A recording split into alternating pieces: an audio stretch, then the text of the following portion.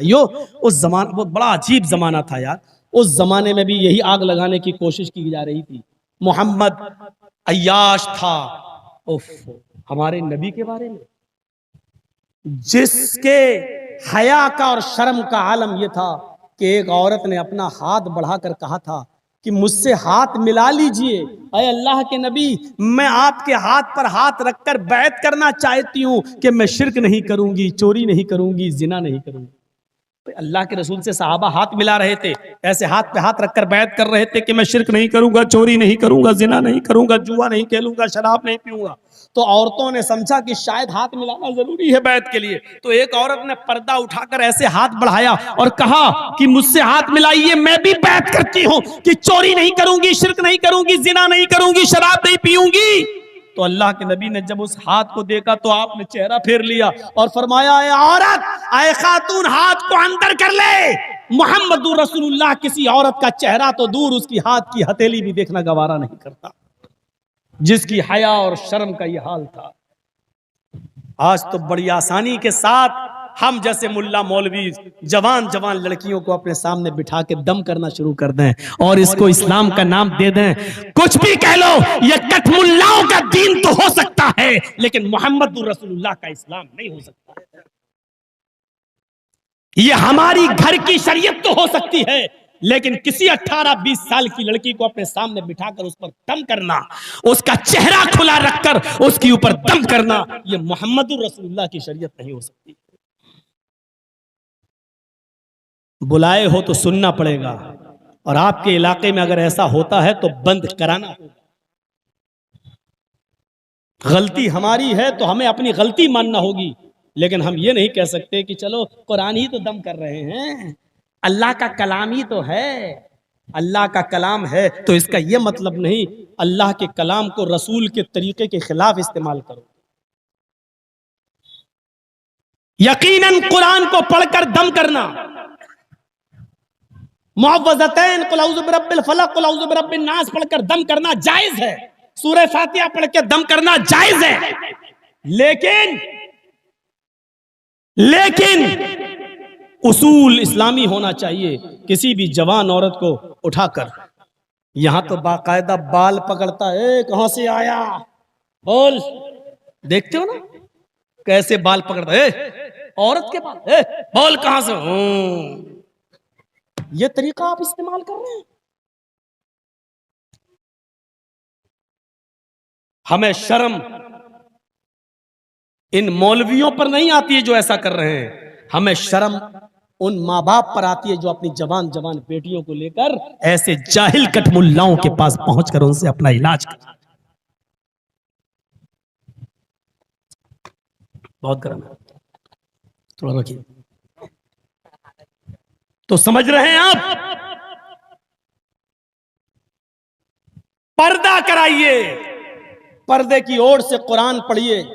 जब आप कुरान की सूरतें पढ़ेंगे तो अपने आप उसके ऊपर जो होगा हाजिर हो जाएगा, फिर आप उससे कबुलवाइए जो कुछ कहना हो। लेकिन जवान औरत के सामने बिठा के डंडा लेके बाल खींच के मार रहे हैं, थप्पड़ पे थप्पड़ जड़ रहे हैं, ये तुम्हारे घर का खाना साज मसला तो हो सकता है लेकिन शरीयत का मसला नहीं हो सकता।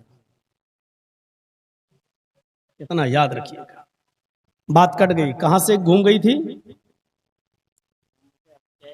बॉम्बे वाली बात।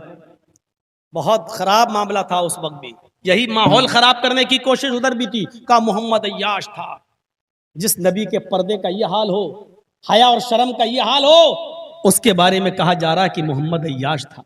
बाल ठाकुरे ने कहा था, और कहा था कि 11-11 औरतें रखता था मोहम्मद, रखते थे नहीं कहा था, रखता था। इन्ना लिल्लाहि व इन्ना इलैहि राजिऊन। फिर उसने कहा कि अगर मेरी सरकार आ गई और अगर मुझे देश का प्रधानमंत्री बना दिया गया, 10 दिन के अंदर अंदर हरा रंग में बंद कर दूंगा।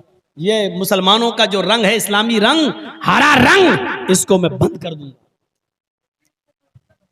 और तकरीर थी, देवबंदी, बरेलवी, शिया, सुन्नी, अहले हदीस, सारे मसलक के लोगों ने उसके खिलाफ एक जलसा किया था कि हमारे नबी की तौहीन हुई है, हमें कहना पड़ेगा। एक जलसा किया गया उसके खिलाफ, सब लोगों ने जमा होकर दिया। इत्तेफाक से मैं बंबई गया हुआ था, मेरे पास भी दावत आ गई कि आपको भी थोड़ा बोलना पड़ेगा। हमने कहा ठीक है चलो बोल दें।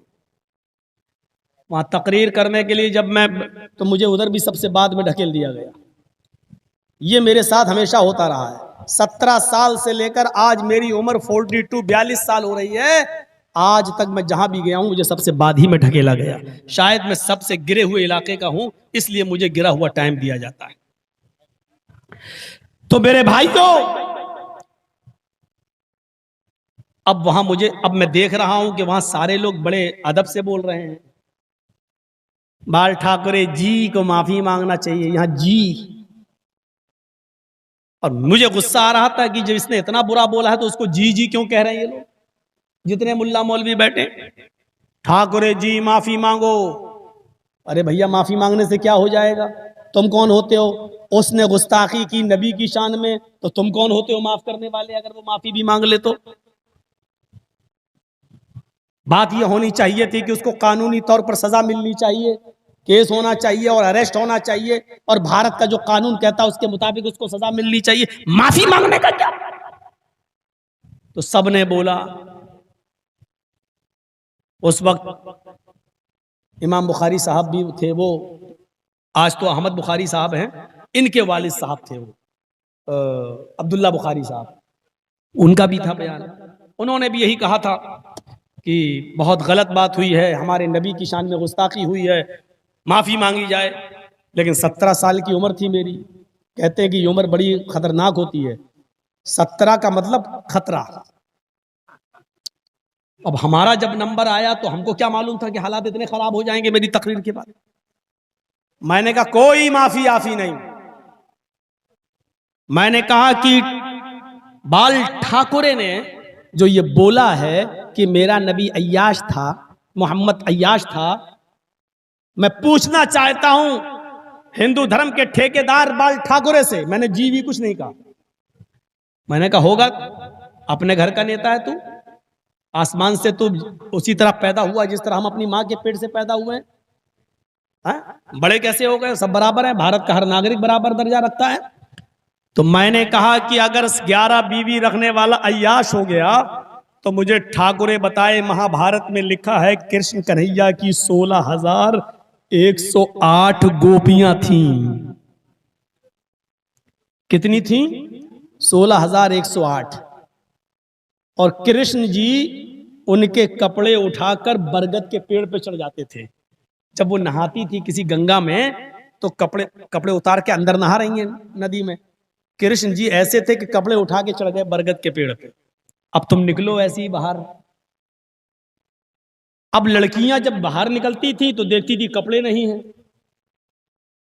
कृष्ण जी बांसुरी बजा रहे हैं पू करके वहां। अब लड़कियों की नजर पड़ती वहां तो कहती हैं ये तो कृष्ण जी हैं, कपड़े ये। बोले मेरे पास आओ और कपड़े ले जाओ, ये महाभारत में लिखा। मैं क्या करूं? अब मैंने ये बयान करना शुरू कर दिया। और वहां देख रहा हूं एक एक करके पुलिस वाले आते चले जा रहे हैं। अब मैं समझा कि सिक्योरिटी के लिए आ रहे हैं, मुझे क्या मालूम था ये पकड़ने के लिए आ रहे हैं। 17 साल की उम्र, इतना समझदारी नहीं थी। मैंने कहा बताओ, कृष्ण जी कह रहे हैं कि इधर आओ। तो लड़कियां मारे शर्म के एक हाथ ऊपर रख लिया, सीना छिपा लिया, एक हाथ शर्मगाह पे रख लिया ऐसे, और चलने लगी कपड़ा लेने के लिए। तो किशन जी बोलते नहीं, दोनों हाथ छोड़ दो, ऊपर से हाथ हटाओ, नीचे वाला भी हाथ हटाओ, दोनों हाथ खोल कर आओ मेरे पास। मैंने कहा बाल ठाकुरे जी क्या कहोगे कृष्ण जी के बारे में? हमारे नबी ने तो हाथ की हथेली तक देखना गवारा नहीं की, और मुकाबला कर रहे हो तुम हमारे नबी का, तकाबुल कर रहे हो हमारे नबी का कृष्ण जी से। 11 बीवी रख ली तो अय्याश, और 16,108 रखता था, उसको क्या कहोगे?